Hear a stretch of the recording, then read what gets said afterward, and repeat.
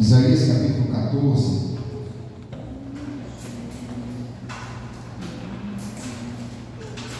E à medida que você for achando, se coloca de pé. Isaías 14. Nós vamos ler o verso 26, 27 juntos. E depois eu lerei o verso, capítulo 46, o verso 11.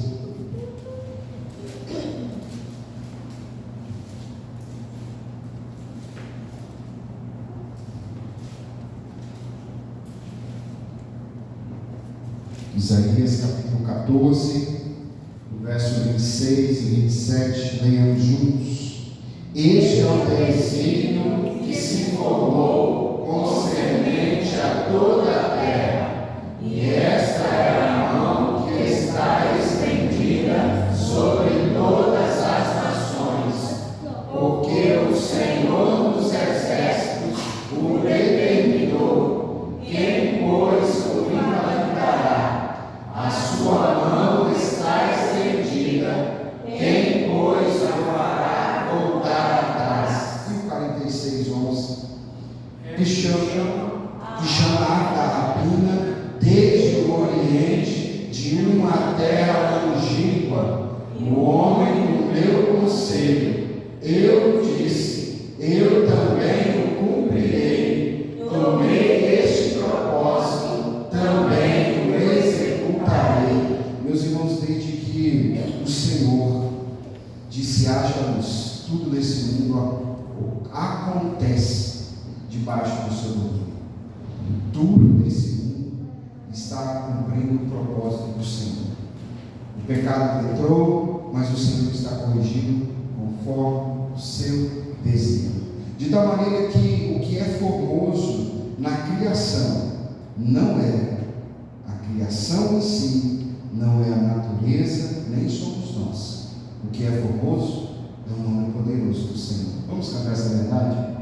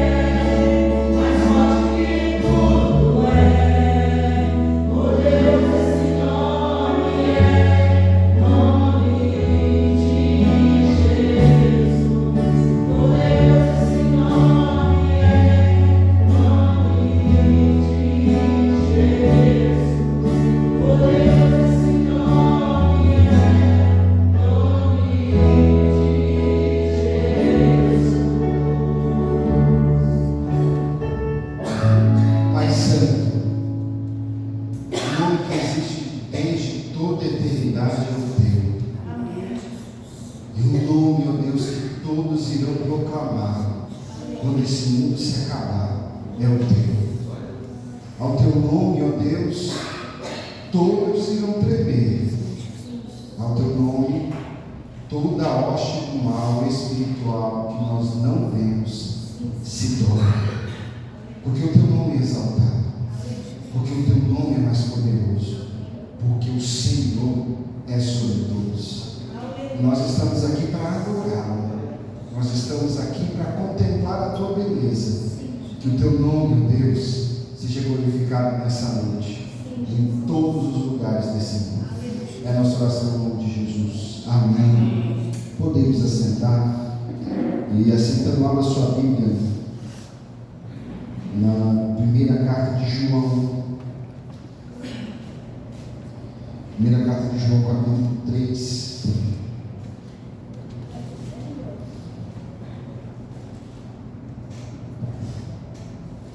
Os versos 19 a 24.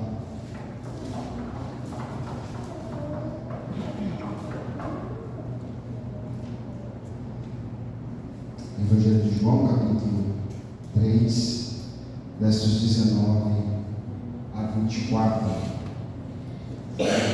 Diz assim: nisto conheceremos que somos da verdade, bem como perante Ele tranquilizaremos o nosso coração.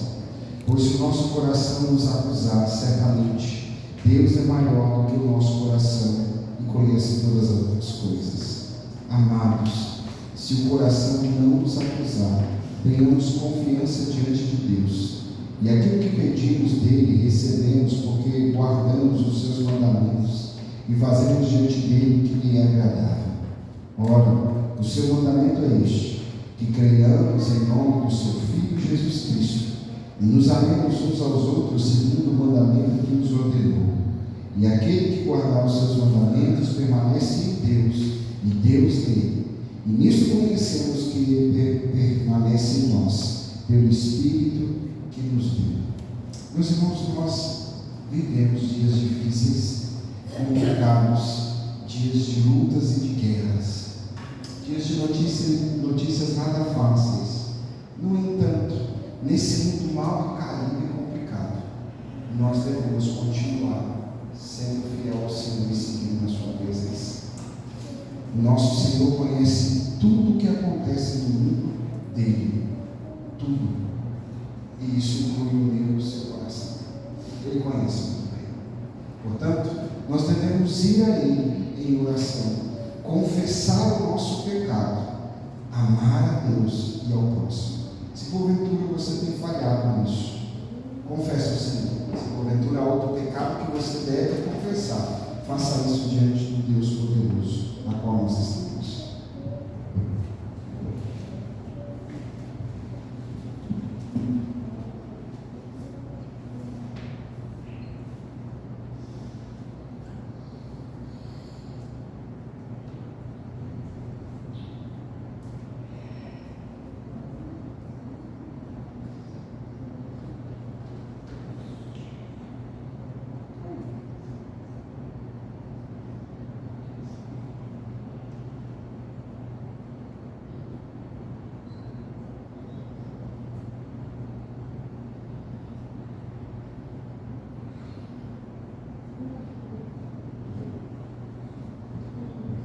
Nosso irmão presbítero Manuel, que nos conduz a Deus em oração de gratidão pelo perdão do Senhor nesta hora. Deus amado, nós somos imensamente gratos, Senhor, pela consciência do teu perdão, da tua misericórdia sobre as nossas vidas, por reconhecermos, ó Deus, que nós somos falhos e imperfeitos diante de um Deus que é santo, que é único e que é poderoso. Pai, a tua palavra nos diz que quando confessamos nossos pecados, o Senhor fiel e justo nos perdoar. Ó Deus, o sangue de Jesus Cristo, o teu amado Filho derramado na cruz, é o suficiente, Senhor, para pagar todos os nossos pecados. E assim, Pai, confiado na tua promessa, Senhor, nós cremos, ó Deus, no teu perdão e na tua misericórdia, e nós te louvamos por isso, porque eu sou Deus que não falha com a tua promessa. Então, Deus, muito obrigado. Obrigado mesmo pela bênção do perdão, Senhor, pela bênção, Deus, do teu agir nas nossas vidas, no nome de Jesus. Amém. Meus irmãos, coloque de pé, nós vamos louvar o nosso Senhor, lembrando uma verdade. De vez em quando tempestades vêm, altas e bravias. Lembremos da voz do nosso Senhor e poderoso Deus, que pode dizer: sossegai. Se você está vivendo alguma situação na sua vida que você precisa ouvir essa palavra do Senhor, lembre disso durante esse culto. Lembre disso durante essa noite, que peça ao Senhor: Senhor, venha sobre a minha tempestade. Vamos colocar de pé, e você que veio declarar se fez uma oferta, pode e deve depositar.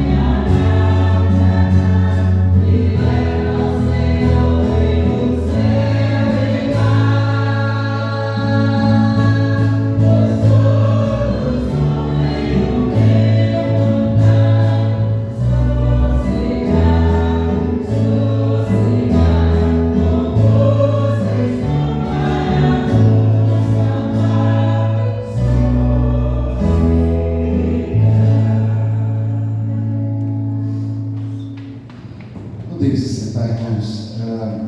Às vezes a gente não tem noção da grandeza de Deus. 2000 anos de história, ou mais de 2000 anos de história, e a gente pode pensar que Deus se esqueceu. A gente pode pensar que Deus não está agindo, ou que a sua vida é demorada. Mas Ele está lá. Ele estava no início de todas as coisas. E Ele vai estar no fim. Que nós tenhamos esse coração contrito diante do Senhor.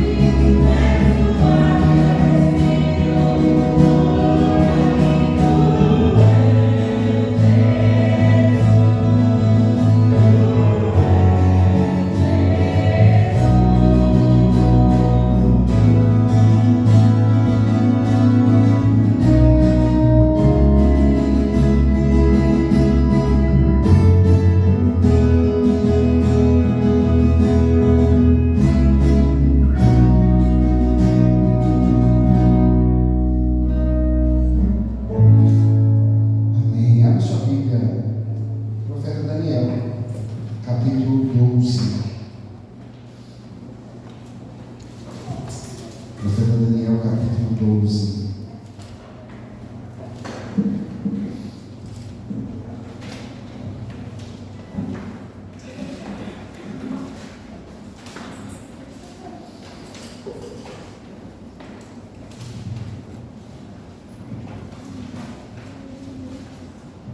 Profeta Daniel, capítulo 12, nós vamos ler do verso 1 até o verso 4.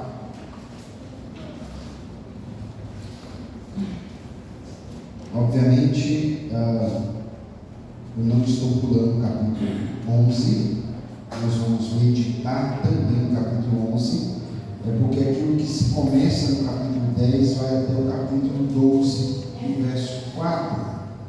E é um texto extenso, eu não lerei agora todo, mas irei mencioná-lo conforme nós vamos meditando.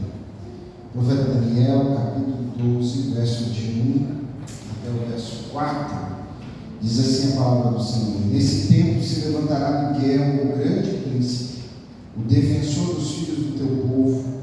Haverá tempo de angústia, qual nunca houve, desde que houve nação até aquele tempo. Mas naquele tempo será salvo o teu povo, todo aquele que for achado escrito no livro. Muitos dos que dormem no pó da terra ressuscitarão, uns para a vida eterna, outros para a vergonha e horror eterno. Os que foram sábios, pois resplandecerão como o fulgor do firmamento, e os que muitos conduzirem à justiça, como as estrelas, sempre e eternamente. Porém, Daniel encerra a palavra e sela o livro, até o tempo do fim. Muitos o esquadrinharão, e o saber se multiplicará. Vamos orar. Meu Deus Santo, Tu és grande demais, Senhor, e nós não somos capazes de compreender a vida. A Sua presença cobre tudo, meu Deus, tudo. Seja lá o que aconteça nesse mundo, seja o que for a história, o Senhor sabe, o Senhor decretou. E o teu povo, ó Deus, sempre experimenta vitória em meio ao caos, em meio à perseguição, em meio às profanações. E nem a morte, meu Deus, pode impedir o teu povo de ser vitorioso, de alcançar a aliança bendita. Exaltado seja o Senhor. E nessa noite nos ensine e abre nosso coração para aprender um pouco mais disso. Em nome de Jesus que nós oramos. Amém. Meus irmãos, eu vou usar um exemplo que vai parecer uma coisa meio de doido, mas eu creio que depois vai fazer sentido. Em uma partida de futebol há dois times e a bola é quem sofre, porque a bola é sempre levada de um lado para o outro. Um time sempre quer levar a bola a fazer o gol no time adversário. O texto que a gente acabou de ler é um texto que nos diz como o povo de Deus fica no meio de dois adversários, no meio de dois times opostos, que visam não somente uma intenção: fazer mal. Lembra que nós meditamos no capítulo 10 que Daniel tem uma visão e de um varão, de um homem vestido de linho fino.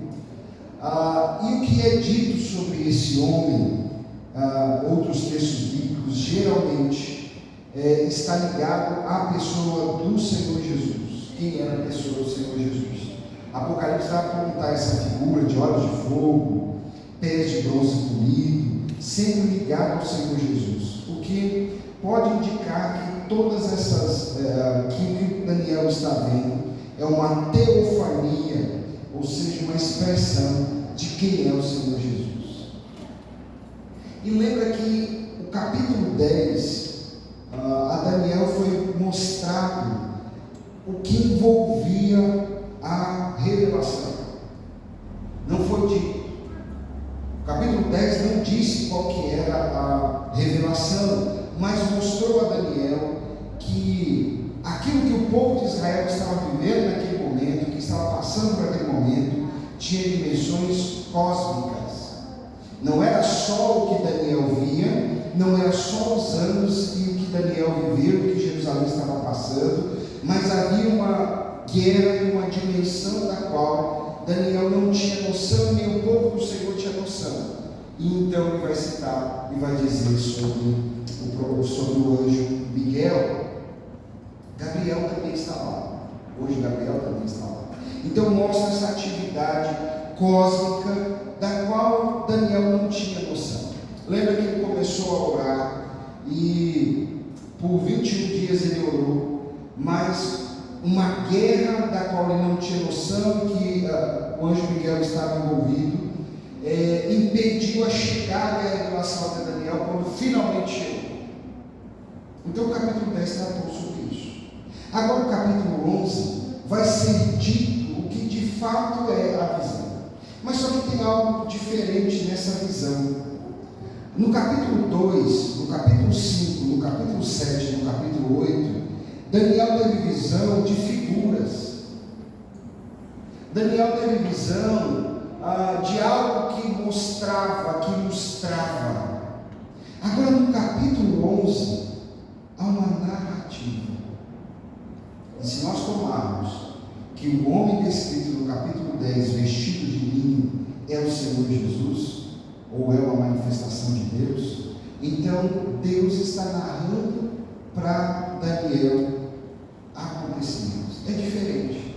Daniel não vai ter uma visão, não vai aparecer imagens a Daniel, figuras, vai ser narrado.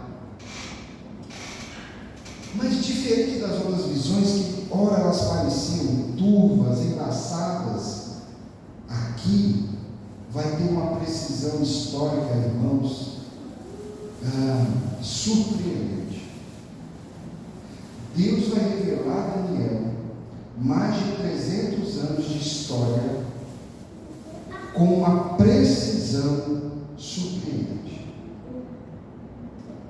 Os versos 2 vai falar sobre os 70 anos do reinado dos persas. E o interessante é que é uma riqueza e um detalhe que são imensos, porque, por exemplo, quando fala, lembra que ele está, Daniel agora já está debaixo do domínio do reino persa. Já passou o reino da Babilônia, agora está debaixo do domínio do reino persa.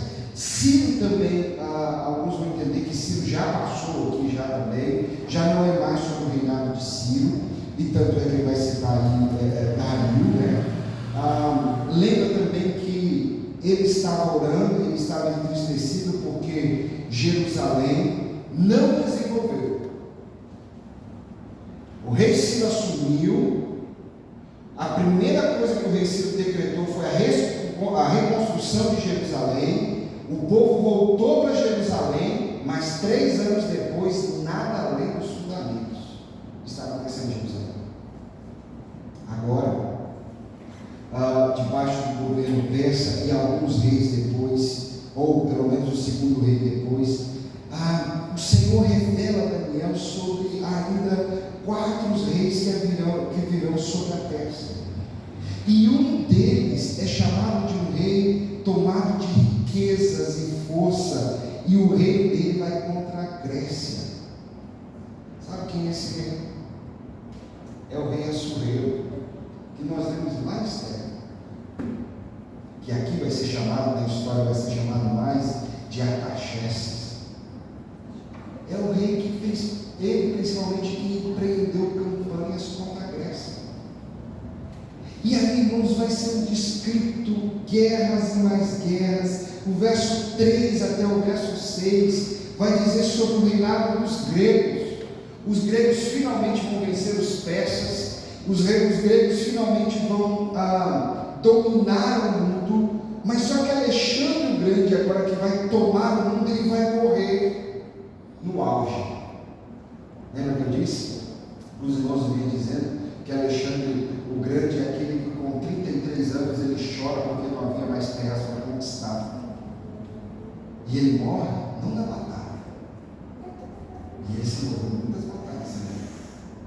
Mas ele morre aquilo que hoje a gente chamaria de, provavelmente ele morre de uma febre amarela.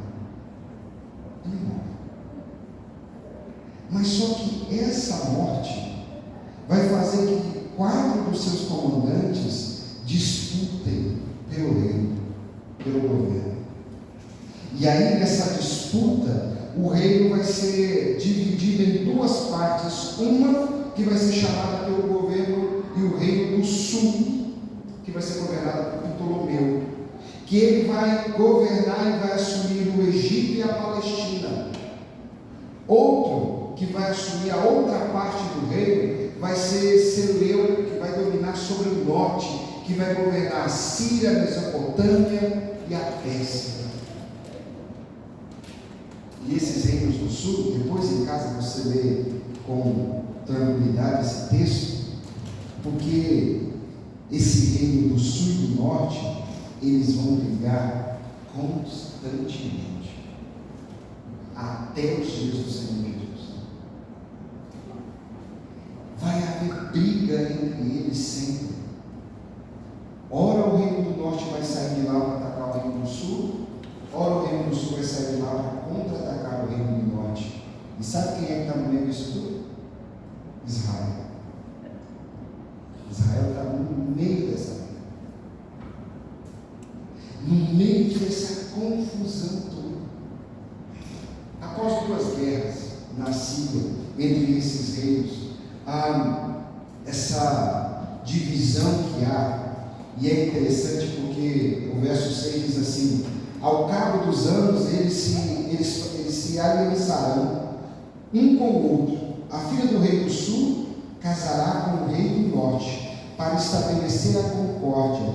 Ela, porém, não conservará a força no seu braço, e ele não permanecerá nem no seu braço, porque ela será entregue, e bem assim os que a trouxeram, e o seu pai que a tomou por sua naqueles tempos.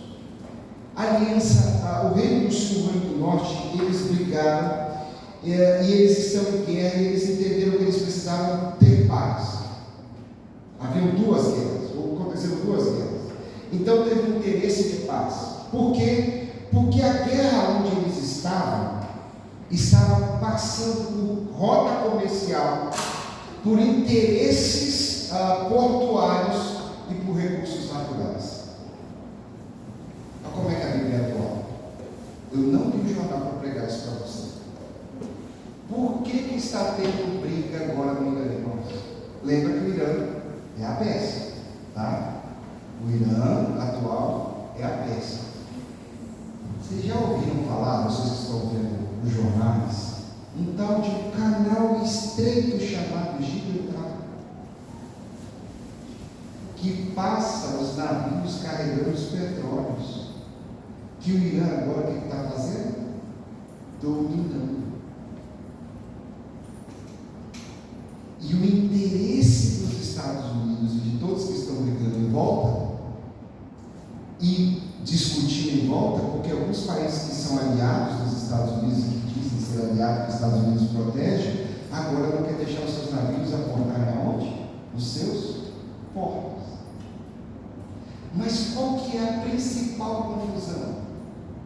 Que o Irã está enriquecendo urânio, que fabrica bombas atômicas. O urânio é tirado de onde? Recursos naturais. A Bíblia é o lugar atual. É exatamente o que está acontecendo. Isso já acontecia há séculos atrás, há anos atrás, antes de Cristo. A saída que começou então a fazer o casamento.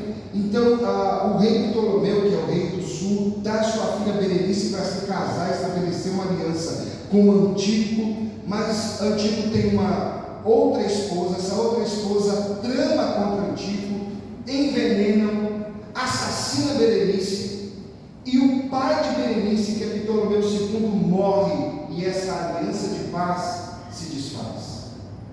E quem está no meio dessa briga toda? O povo de Israel. Como hoje, irmãos. Como hoje. No meio dessa briga toda está o povo de Israel. 50 anos de guerra. 50 anos. Os versos 7 até o verso 10 falam sobre uma guerra interna no Reino do Sul. E por causa dessa guerra interna, o verso 11 até o verso 19 vai falar sobre o que essa guerra fez e depois foi virar contra o Sul. Porque lembra que agora essas famílias vão reivindicar que tem direito um reino sobre o outro, então eles brigam, eles se disputam. E o verso 19 a 17, de novo, só estou dando uma geral, porque não dá para ver se está detalhado, viu? Mas é para mostrar para você como Deus é um Deus da história. No verso 11 até o verso 19 diz sobre 30 anos de guerra. E aí, irmãos, é importante a gente entender isso, porque o verso 10, quando fala: os seus filhos farão guerra e se reunirão numerosas forças, um deles virá apressadamente e arrasará tudo e passará adiante, voltando à guerra, levará até a fortaleza do rei do sul. Nesse tempo, o povo de Israel, que estava sobre o domínio do reino do sul, agora passa para o domínio do reino do norte. Israel vai sendo feita assim. É a bola que é sendo levada até o gol do adversário. É a bola que vai sofrendo, que está no meio. E mais adiante, do verso 19 a 17, a intenção de se fazer mais uma aliança por meio de casamento. E aí é dito sobre uma personagem que a gente conhece muito famosa, que é Cleópatra, que é dada do Reino do Sul para o Reino do Norte em casamento, mas a intenção do seu pai a fazê-la casar com o Reino do Sul é para que ela fosse espiã, mas ela não faz isso. Pelo contrário, ela se alia ao Reino do Norte. E então, finalmente, o verso 21 vai nos dizer que nessa história toda, nessa disputa toda, se levanta um homem vil. Verso 21. Depois se levantará em seu lugar um homem vil, o qual não tinha dado a dignidade real, mas ele virá caladamente e tomará o reino com interesse. O homem vil, ele não era filho do rei, mas ele era parente, porque o filho do rei, chamado Demétrio, ele estava tão empolgado nas conquistas que quando ele tomou o palácio de Roma, ele preocupou-se em fazer um harém lá, que não governava a nação. Então esse homem viu que é chamado de Antíoco, ele toma o reino e governa o reino. E aí, meus irmãos, é quando o povo de Deus começa a sofrer mais. Porque esse homem vil, ele, que era mais chamado como louco, ele foi um homem que fez um mal para o povo de Israel num nível como nunca tinha sido visto. Ele perseguiu os sacerdotes, ele constituiu a sumo sacerdote aqueles que pagavam mais a ele. Então ele se envolveu em muitas intrigas no meio do povo de Deus, e quem pagava mais ele mantinha como sacerdote e tirava. Ele queria fazer com que os judeus se tornassem gregos nos seus costumes, no seu dia a dia, e fazer de Jerusalém uma cidade grega. Ele queria fazer isso. E esses sacerdotes que ele recebia dinheiro, ele dizia: eu nomeio o sacerdote se você me ajudar a fazer o povo judeu ser um povo grego. Qual que era o problema?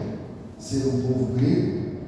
O problema é que o homem vil vai fazer do templo de Jerusalém um lugar de adoração a Zeus. Ele vai instituir no templo de Israel, de Jerusalém, a prostituição. Ele vai usar todos os utensílios que tinha naquela casa. Lembra que o filho de Nabucodonosor fez ao usar as taças? O Antíoco vai usar tudo aquilo de novo no novo templo para adorar vários deuses. Há vários deuses. Mas não só isso. Quando ele entra em Jerusalém, que há uma revolta, ele mata, no dia que ele entrou em Jerusalém, 10 mil judeus que resistiram, que foram perseguidos até a morte. Meus irmãos, do verso 23 até o verso 30, são guerras e mais guerras, guerras em cima de guerras, e é um tempo angustioso. Perceba, o Senhor narrou Daniel até os dias do Senhor Jesus, mostrando a Daniel, o que está acontecendo hoje agora. A cidade não foi reconstruída porque há muito mais. Há uma história da qual Daniel não vai ver, não vai vivenciar. Mas agora o Senhor disse para ele como vai ser.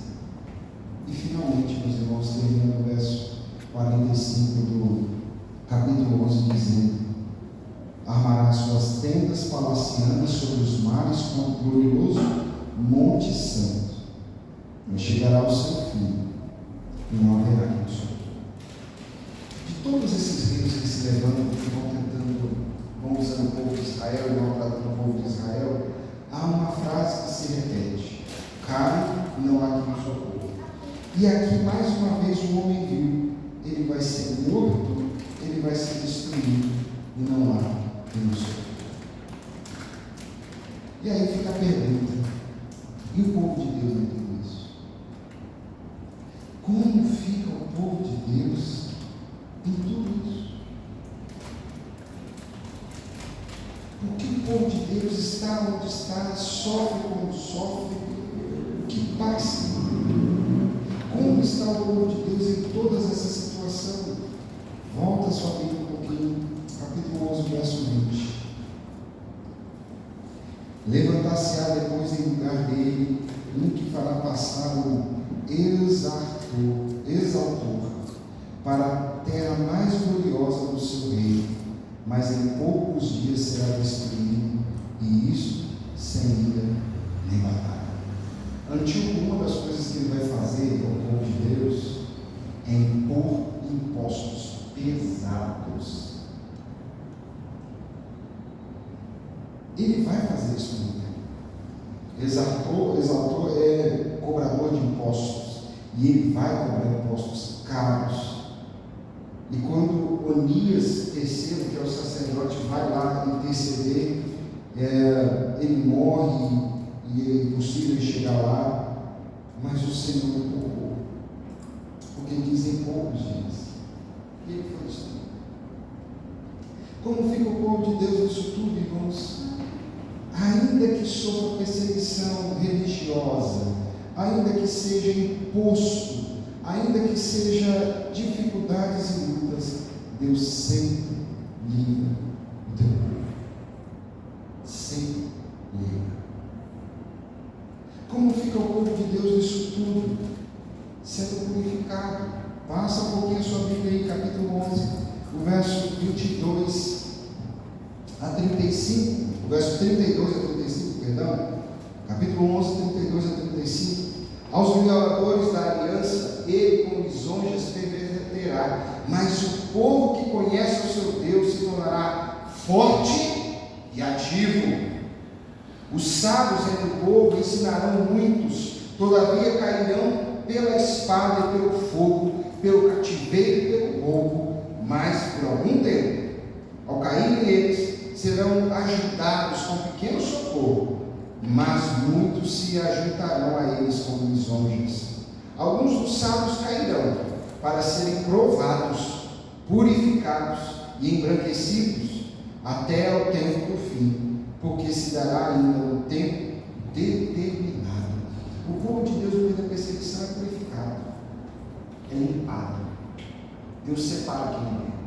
Porque lembra que Antíoco está trazendo para ser sacerdote e fazendo sacerdote no meio do povo de Israel gente que paga melhor. Intrigas e conchavos eram feitos em todos os momentos, e a perseguição era para limpar. O que o povo de Deus faz, meus irmãos?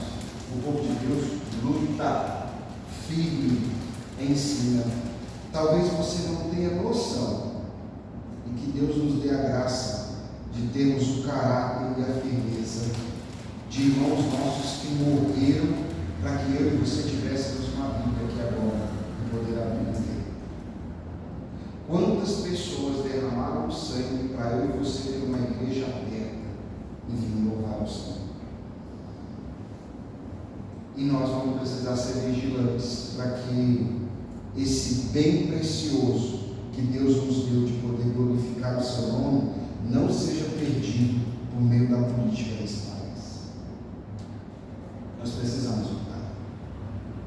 E ensinar não quer dizer que vai dar tudo certo, no sentido de vai ter sucesso. O verso 33 nos diz que os sábios ensinarão a muitos, todavia cairão pela espada e pelo fogo. Mas nós precisamos lutar e continuar. Sim, houve sacerdotes que traíram, mas também houve muita gente séria e fiel.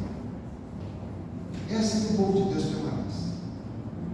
No meio da perseguição, da luta, da tormenta, do sofrimento, da perseguição injusta, o povo do Senhor continua na palavra dele, ainda que isso puxe a própria vida. Como o povo de Deus continua nessa situação toda, em tudo isso? O povo de Deus é mantido pela aliança da graça. O verso 28: então o homem vil tornará para a sua terra com grande riqueza, e o seu coração será contra a santa aliança. Ele fará o que lhe aprouver e tornará para a sua terra. Por mais que o homem vil se levante, por mais que o homem vil se oponha, Deus vai manter a sua aliança. O verso 30 diz assim: porque muitos virão contra ele de navios de Quitim, que lhe causarão tristeza, voltará e se inclinará contra a santa aliança, e fará o que lhe aprouver. Tendo voltado, atenderá os que tiverem desamparado a santa aliança. Ele vai sempre estar do lado de gente que abandonou, de judeus que traíram, sempre. Mas o povo de Deus sempre estará firme, sempre. Porque, meus irmãos, as pessoas podem trair, mas Deus nunca trai. Homens podem passar. Meus irmãos, quantos reis passaram aqui? Quantas intenções de dominar o mundo e governar o mundo foram levantadas e frustradas por Deus? Quantas alianças? Mas todas elas foram quebradas, desfizeram, porque os homens morreram, passaram. Por mais perversos e poder que eles alcançaram, passaram. Mas Deus não. Deus mantém a sua aliança. E então, nisso tudo, como é que fica o povo de Deus? No meio do sofrimento, da perseguição, Deus o livra.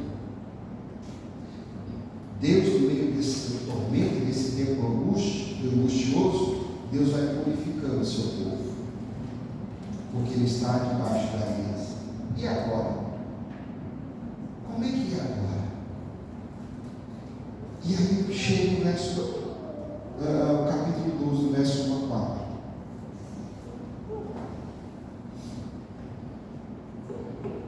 E é interessante como começa o verso 1. Porque você está descrevendo todo um tempo de luta do homem vil que se levanta, e Antíoco se levantou contra o povo de Deus de todas as formas. Uma das formas que ele fez, irmãos, eu acabei esquecendo de mencionar isso, quando ele se levanta, uma das coisas que ele perseguiu a Israel, nessas lutas dele contra as guerras que estavam envolvidas, quando ele precisou de dinheiro, ele entrou o templo e saqueou todos os bens que lá estavam. E por algum tempo, ele proibiu os judeus de fazer qualquer coisa. Qualquer. E agora? E aí o verso do capítulo 2, do capítulo 12, é fantástico, porque ele diz, nesse tempo. Qual tempo? Porque quando a gente vai ler a história depois, e o que o texto diz depois, a gente vai pensar que é só o tempo lá do Apocalipse. Mas não é, não pode ser, porque a palavra está sendo dita a quem? A Daniel, nos dias de Daniel. O que significa nesse tempo? O que é esse tempo? O que significa, meus irmãos, é que desde o dia em que o pecado entrou no mundo, desde o dia que Satanás com a sua hoste foi expulso dos céus, e há uma guerra da qual nós não temos noção, existe também uma força poderosa do Senhor intervindo. Nesse exato momento, nesse ponto da história, Deus continua protegendo o seu povo. Olha o que diz o verso 12. Nesse tempo se levantará Miguel, o grande príncipe, o defensor dos filhos do teu povo. Lembra que eu disse para os irmãos no domingo passado, Daniel é o bom, Miguel é o hoje. Ele não mente. Não mente. E ele é o defensor do povo de Deus. No entanto, não significa que não haverá tempo de angústia, como nunca houve. Haverá dor, sofrimento, haverá. Mas olha o que diz o final do verso 1: será salvo o teu povo, todo aquele que for achado escrito no livro. Deus não vai perder nenhum sequer. Nem. E isso é tão sério, meus irmãos, porque olha a profundidade do verso 2. Muitos dos que dormem no pó da terra ressuscitarão. Aquele povo ainda que morreu resistindo, aquele povo ainda que morreu injustamente, Deus vai ressuscitar eles para eles receberem a vitória e o galardão. Nem a morte vai impedir o povo de Deus de alcançar a vitória. O povo de Deus agora continua onde está, na poderosa mão do Senhor, e nem a morte vai impedir Deus agir. E aí diz esse tempo do fim, por isso que eu disse lá sobre Apocalipse, Deus vai ressuscitar uns para a vida eterna e outros para a vergonha e o horror eterno. Quando a história do capítulo 11 termina, ela traz um pouco de frustração, que pode parecer que o mal está sempre vencendo. O mal está sempre conquistando e indo além. Mas mais uma vez, o Senhor está dizendo para Daniel: Daniel, se eu dou a vitória para o povo, eu também não deixo de dar o castigo eterno. Aqueles que fizeram mal ressuscitarão também no castigo eterno, para punição eterna. E aí o verso 3: os que foram salvos, pois, resplandecerão como um fulgor do firmamento, e os que há muito conduziram a justiça, como as estrelas, sempre e eternamente. O povo de Deus, meus irmãos, vive não simplesmente para sobreviver. O povo de Deus não vive simplesmente para o hoje ou agora. O povo de Deus está envolvido em algo eterno que Deus está traçando. A minha e a sua vida, agora nesse momento, meus irmãos, tem a ver com algo maior e eterno. E Deus fará o que lhe aprouver. O que esse texto nos ensina? O que esse texto exige de nós para a gente sair daqui e praticar? Meus irmãos, esse texto nos lembra que nós só vamos perder a guerra, ou nós estamos perdendo na nossa vida, no nosso dia a dia, quando nós não entendemos que o sofrimento é para nos fazer crescer, purificar, mudar e moldar a nossa vida. Se você, depois de 3 anos de conversão, 10 anos, 15 anos de conversão, é a mesma pessoa do início da sua conversão, que você acha que é a sua conversão, você está perdendo. Você está perdendo a guerra. Porque o povo de Deus passa por todas as batalhas e cresce, avança, é firme e ativo. É assim. De tal maneira que esse texto nos ensina que o povo de Deus é sempre salvo, e ainda, meus irmãos, que a morte venha, o nosso Deus é poderoso para nos resgatar da morte, nos trazer de novo a vida. Esse texto nos ensina que o nosso Senhor nos guarda, o nosso Senhor nos guarda. Esse texto nos ensina que todos irão receber o que merecem, todos. Não importa se tem 1000 anos, 300 anos, quantos anos virão diante de nós, não importa se você vai viver até a vida do Senhor Jesus, ou você vai morrer se Jesus ainda não voltou, não importa, o Senhor Jesus é poderoso e vai punir a todos, e vai dar galardão a todos a quem Ele escolheu. Não importa, o nosso Deus é soberano para nos guardar. Esse texto nos ensina que nós estamos numa aliança com Deus. Os reinos sempre quebram suas alianças, mas Deus nunca quebra, apesar de nós. Apesar de nós. Esse texto nos ensina que tudo isso é dado por meio de Cristo Jesus, até a ressurreição. E Ele diz: eu sou a ressurreição e a vida, e quem crê em mim, ainda que morra, viverá.